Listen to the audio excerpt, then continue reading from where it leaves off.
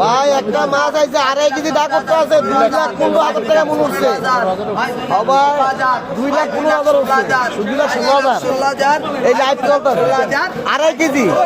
এটা কত 5.5 ইলিশ মাছ 5.5 টাকা কেজি 16,000 বলে দেন না দল মিলে দাম করতে আছে ভাই ওয়ার্কশপ করতে আছে নাই নাই 16,000